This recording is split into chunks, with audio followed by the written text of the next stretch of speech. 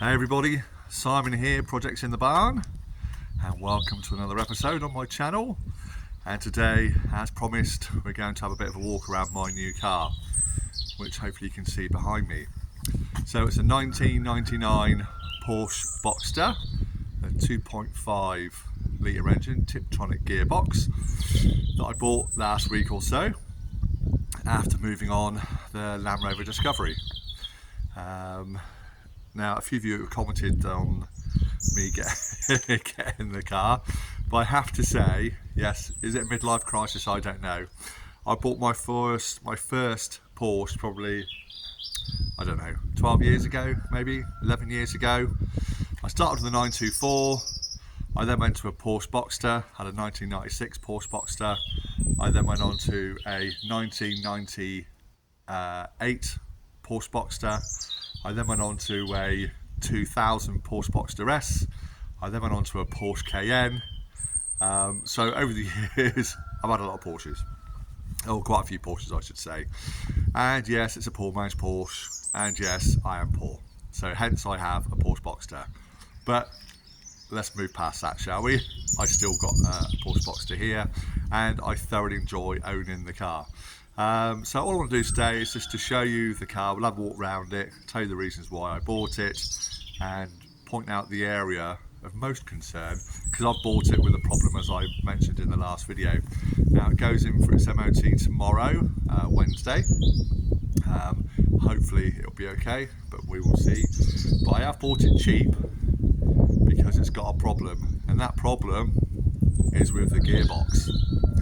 Now yes, I must be a bit mad, but I think from all the other projects that you see me do on this channel, maybe I'm a little bit mad to take on the sort of cars that I take on. But that's what I really enjoy doing, and it's an entry-level route for me to get into that sort of car ownership, particularly with the Jag XKR. So let's have a look at the car, shall we? As I said, it is a 1999 Porsche Boxster. It's the last of the 2.5 litre engines, and this model year, the 99, they did go to the 2.7 litre flat six, but this is the last of the 2.5s, and it has the 5-speed tiptronic gearbox, which I believe is a ZF gearbox. So not the same as what's in the Jag, but the same company as what's in the Jag. But it's in arena red, which in my opinion is a beautiful colour, and that's what sold me the car really. I've been looking at quite a few of them, and in fact, casting mine back nearly 12 months when I sold my blue XK8, I actually done a deal on a Porsche Boxster S as soon as I sold the Jag XK8, and I only pulled out of that deal. I paid a deposit and everything, and I only pulled out of that deal because I found the XKR, and the XKR trumps the Porsche Boxster in my opinion. But the XKR's not on the road. I quite fancy having a bit of springtime summer fun, and I really miss the last Boxster that I sold. So yeah, hence me getting another one. But yeah, it's arena red with a real dark grey / black leather interior, black roof, twist alloy wheels, and overall, yeah, it's a smart looking car. There's a few bits about the body that need attention. It's got a little bit of lack appeal, but that's it. There's no corrosion, there's no dents or anything like that, apart from the front bumper. It's had a tiny little knock on the front bumper. I've not had a Boxster yet that's not had damage to a bumper. I don't know why people, they are, I guess when you sat in the car quite low, and they're surprisingly long when you sat in the car. I don't know, maybe they're prone to getting a little knock, but I know it's probably going to sound really windy on the camera, so I apologise. Yes, I know, I still haven't bought a proper camera. This is on my phone. So again, I apologise. Yes. If you want to see me buy a new camera, hit that subscribe button. Then the more subscribers I get, the more views that I get. It might earn me about £1.50 from this video, and I'll put it towards getting a camera, I promise. Anyway, we go off topic. Yeah, beautiful colour. When the sun's out, which isn't now, it really does shine off the car.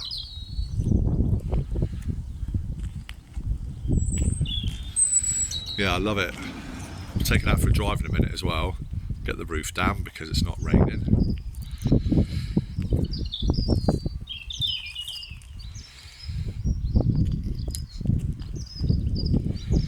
So you probably can't even see the little knock it's had on the front. It is tiny, it's just above the number plate. There's a couple of tiny little hairline cracks in the lacquer, but that's it. Pretty smart, isn't it?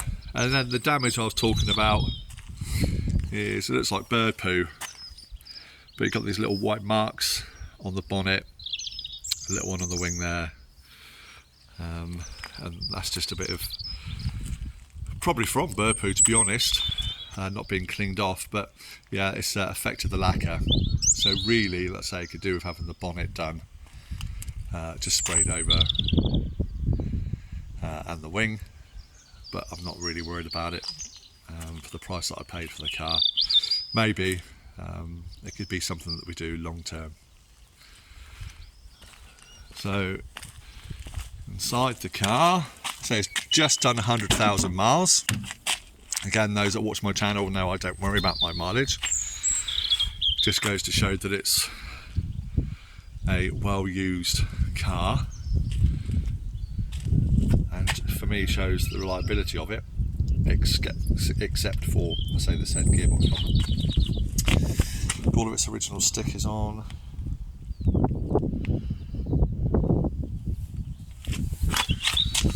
Yeah, seats could do with a little conditioning. Look, you can see the colours come out of the leather a little bit. Again, that's something I look forward to addressing. Got the owner's pack and everything underneath there. Just totally stock. Yeah, absolutely stock.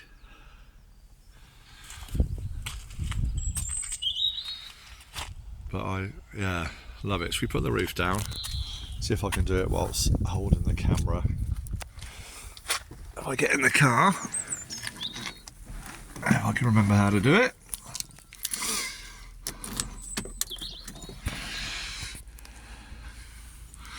So we'll just unlock it from there, go to the button.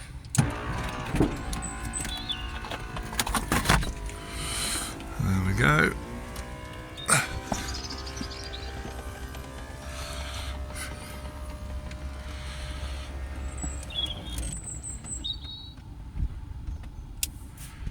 That's it. And we'll look at the car again, shall we?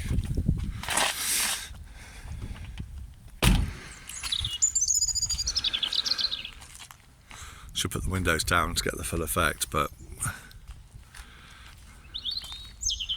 it's a good looking car, isn't it? I think so. So this one's got a great service history with it. A lot of it main dealer Porsche, then a lot of independent Porsche specialists. It is due a service, and it's something that I can do myself, but I have the quandary, particularly with a car like this, like the Jag, you know, do I service it myself, of which I can keep invoices for the parts that I buy, but people love to see a stamp in the book and any paperwork that goes with it. So I don't know. There is a newly set up only a couple of years ago Porsche specialist relatively near me, about 40 minutes away in Blandford, and they've come back to me with their service price. I think it was £295 plus VAT, so £360. That's just for the oil service. Now I can buy all the kit for an oil service for about, including spark plugs, for about £120. so I would make a massive saving doing it myself, but as I said, it's the stamp. People like the stamp, so I don't know, we'll have a look. Maybe I'll get a Projects in the Barn stamp made up and I can stamp my own books. What do you think? Let me know in the comments below. Yeah, it looks nice, doesn't it? Well, I hope you like it. I know a lot of you have asked to see the video of the car. I think it looks pretty stunning. Right, I'll get the camera set up, we'll go for a drive, shall we? Let's do that.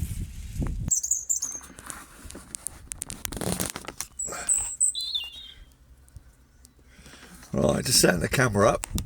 Hopefully it stays where it is.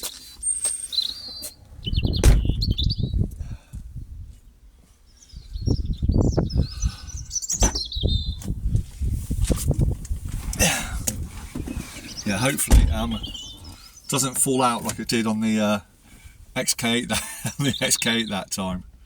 Right. I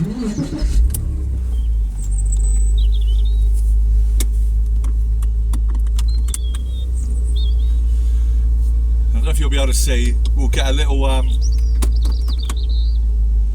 jerk going into gear as part of the gearbox problem. It wasn't that bad.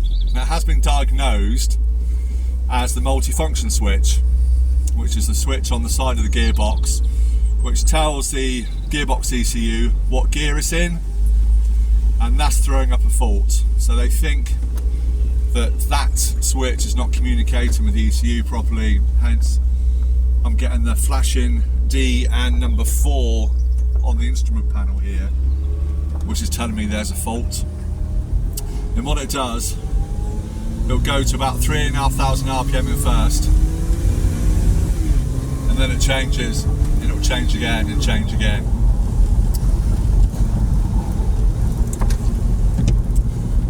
You're probably not going to hear anything I'm saying, because obviously we're driving with the roof down. And it's probably shaking all over the place because I don't have the right kit to do this sort of video. But who knows, we'll see. It'll be what it'll be, yeah?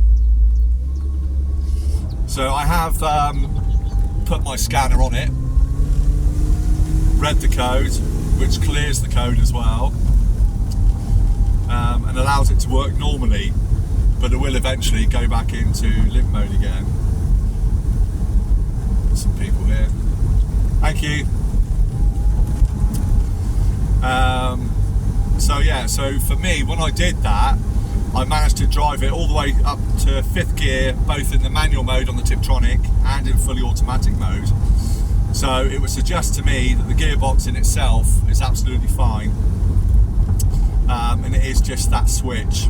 Now, I have been advised by the garage when I spoke to them just to disconnect the switch, because the car has done hardly, the guy's owned it for 7 years where I got it from. He used it very rarely, so didn't put many miles on it, and yeah, so they've advised me just to unplug the electrical connector from the multifunction switch, which sits on the side of the gearbox, but it's between one of the catalytic converters and an engine mount, so it's a bit of a pain to get to, but it's quite a doable job. And I will swap it out if I have to. The part itself is only about £260, there or thereabouts. But yeah, they've advised just unplugging it, give it a clean because it gets quite cruddy down there, plug it all back in again, and then see what happens. And if it then continues to throw up the same code, we'll go through this way. If it continues to throw up the same code, then look to swap the switch out. Now, the switch was done previously in 2013 by Porsche, main dealer, so 10 or 11 years ago now, so it is due, you know, to be done again, I guess. I'm not saying it's due to be done, you shouldn't have to do a switch like that every 10 years, but it is a known problem just because of where the location is. It gets hot and cold, there's a lot of debris down there, it's sort of towards the bottom of the engine, or towards the floor, say on the bottom of the gearbox. So yeah, I'm surprised, well, I'm not surprised I should say, that it's a problem that needs sorting out. But we'll try the cheap/free method first. We'll unplug it, give it a clean, plug it back in, clear the code, see how we go. And for me, that was the biggest factor in buying this car, because I was able to clear the codes. And whilst the code is clear, you can drive it absolutely fine, no problem whatsoever. But eventually, the code will come back up again. So there is a disconnect somewhere between that switch and the ECU, which is why I've, you know, decided to go for the car. And I'm pretty convinced it's not an internal issue with the gearbox. And much like the gearbox on our XK8s, XKRs, they do need a fluid and filter change. And I can't see any history or any documents within the service history to show that the gearbox has had a fluid and filter change. So it'll be prudent at the same time while I mess around with that switch, or at a similar time, to do the fluid and filter change. But as you can tell, the car drives, hopefully you can tell, drives absolutely fine. It pulls through the gears. It's not slow on the gears apart from first. Excuse me. Basically, yeah, that flashing between the 4 and the letter D indicates the gearbox itself is in limp mode. So not the engine, it's the gearbox. There you go, it's just kicked down, going up a slight incline, changes up again. So yeah, that's the symptoms we're getting. It's revving to 3,500 RPM in first. Then it changes to second, third, fourth, no problem, but it's not going higher than fourth gear. This is a 5-speed tiptronic. When you clear the code, I can drive it all the way up to 5th gear, no problem, like it should do. There we go. So it's more of an annoyance at the moment. See the camera shaking around. I do apologise. It's more of an annoyance than an actual problem. I'm quite happy at the moment for these short journeys to drive the car. If it's broken, it's broken, right? So I'm sure someone will tell me I'm doing the wrong thing, and maybe I am, I don't know. As I keep saying, I'm no mechanic, just an enthusiast, should we say, a hobby tinkerer.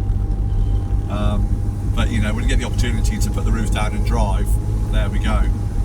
Now I did try and convince the wife to get a convertible XK8. I wanted a convertible basically for the summer. I do enjoy a convertible.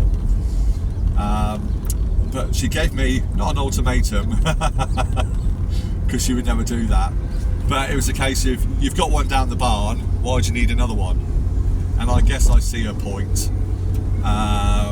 You know, maybe the end goal will be to get the XKR finished and on the road, and then maybe look to trade up to a convertible, if you can call it a trade up.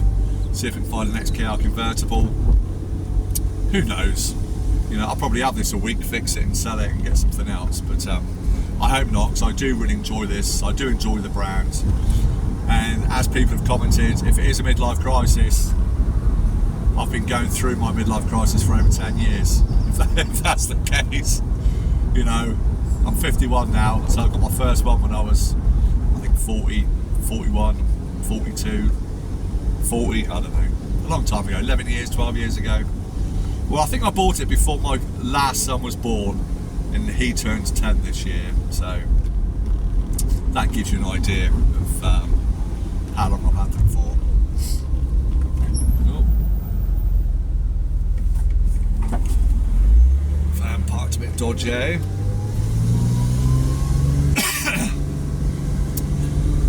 And just because everyone seems to have to mention it when you're talking about Porsches of this era, the IMS, that's as much as I'm going to speak about it. I've mentioned it, I've said the words, that's it. I don't care about the IMS. It's a risky take. I'm prepared to take the risk. So there we go. No more should be said on the IMS bearing. But I don't know how this video is going to come out. I don't know how much you can hear me, how much wind noise there's going to be, how much shaking there's going to be. Hopefully it's watchable. If not, fast forward all this nonsense with me jabbering on. And yeah, I hope you enjoyed the first part where we're stationary just looking around the car. I just wanted to give you an idea of how the car drives with its current gearbox problem. And hey, it drives pretty decent. In fact, it drives lovely. So everything stays where it should be. The temperature gauge goes right up to 80, stays there, no problem at all. This car's got air conditioning, which all works absolutely fine. It's got heated seats, work perfectly. All the windows go up and down. Roof works, as you can see. We just got to sort the gearbox. And that should be something I can do at home. So yeah, it's yeah, lovely. And providing it passes the MOT tomorrow, it'll give you a great car for the spring, summer. There's just something nice about driving a convertible. I love it. So there we go, we're doing 54 miles an hour. And it's, yeah, driving fine. Squeaky brakes. I got a bike up in front.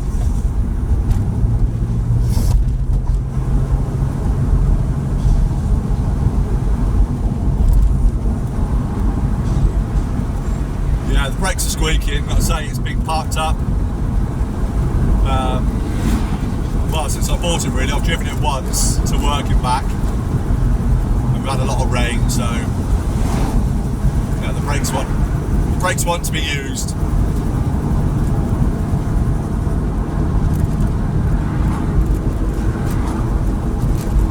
It just handles so nicely. I've been asked a question about the Land Rover. Why did I sell the Land Rover? Again, if you can hear me.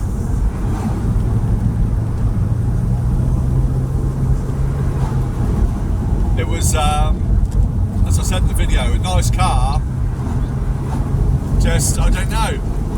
I couldn't get past the £800 a year tax. I don't know, it just didn't sit right for me. And as I said, so there's nothing wrong with the car at all. It's a great car, drove lovely. A few niggles that we sorted out that you saw, but other than that, great car. And I wouldn't put anyone off from owning one. But I mean, this is what, £300 a year to tax, there or thereabouts. So I'm £500 a year better off through not having it. So £500 goes a long way. Gets a set of brakes for the XKR. Let's put it that way. Right.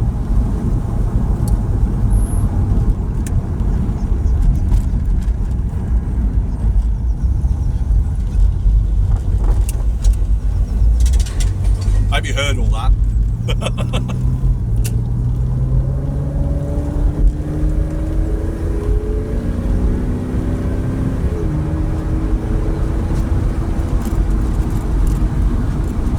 There we go, up to fourth, just won't change into fifth. It's driving lovely, lovely.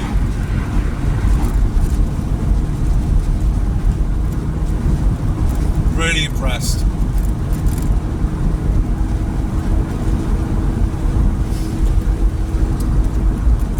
And I know a lot of you want to know what I paid for the car, which is fine. I get a bit nosy like that as well. But you know, it's not really relevant. We all know these are relatively cheap cars, and if you know the market, let's say that I bought the whole car for the price of buying a hardtop for one. Hopefully that'll give you an idea of what I paid for it. But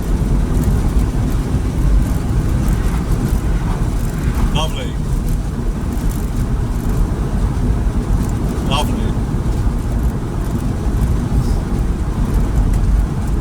As I said, I've had 3 of these, including the S model, over the years, and a 924. And to be fair, I never got the 924 on the road. I could never get it running quite properly. And that went and made way for my first Boxster, in fact. I didn't realise, when I bought the 924, I didn't realise you could get a Boxster that cheap. It's the truth of it. So, that's just something fell down. So, yeah, that's what got me into Porsche Boxsters. I'll say it's my 4th one of these. I've had 4 XK8s. In fact, I've had throughout. Kind of true. I've had 3 XK8s, 1 XKR. Haven't not had the XKR on the road. And if I'm totally honest, the XK8 is a much more powerful car, much more refined car than the Boxster. In terms of being a Grand Tourer GT car, but it's unfair really to compare the two of them. They're totally different. They drive totally differently. Yeah, they drive totally differently, so they shouldn't be compared against one another really. They both drive beautifully, but it is a different experience for both cars. So I'll put it there. I wouldn't put one above the other. They're just different. And here we are. We are back at the barn.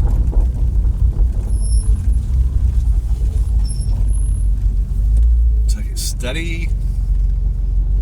I hope you enjoyed that little drive along. I hope this is recorded. And all my ramblings are on there and you heard it. Like I say, you might have just fast forwarded to this bit because the camera work was so shoddy.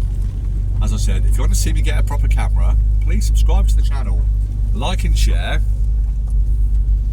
And then believe it or not, you know, I make a couple of pence from these videos. And if I make a couple of quid, like I say, I promise I'll put it towards buying a decent camera. How's that? If nothing else, that should encourage you to subscribe to the channel.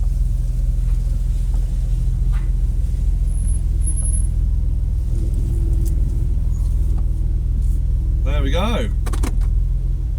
Into drive, handbrake on, seatbelt off, go for a roof up.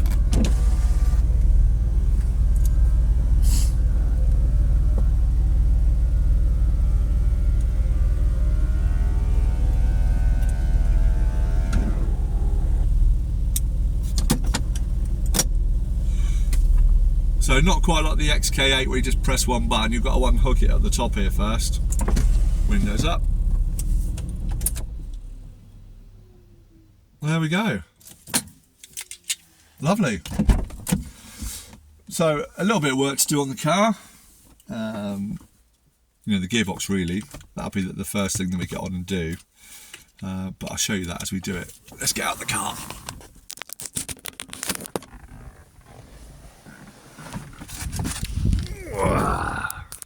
Hi. So there we have it. The Porsche Boxster 986 1999 in Arena Red. No smoke or anything like that. It's not burning oil, no horrible smells. Yeah, it's just a real nice tidy car. So yeah, I hope you enjoyed that video. As I said, if you did, please hit the subscribe and the like button, leave a comment below. I do read all the comments and I answer every single comment.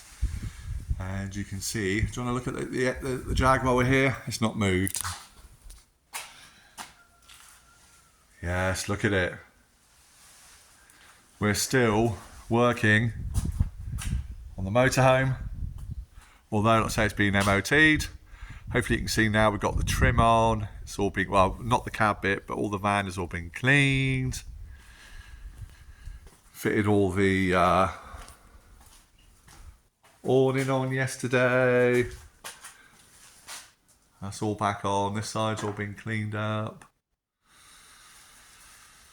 I go away in this on my holidays in 2 days, on Thursday. So we're off down to Devon. So there we go. As I said, if you enjoyed this video, please hit the like button, give us a thumbs up, or give us a thumbs down if you didn't like it. I still have a regular one thumb downer person, but so if that's you, cheeky monkey. But anyway, we'll see you next time on Projects in the Barn. Take care everybody, we'll see you again very soon. Loads more to come on the channel. Take care, bye for now.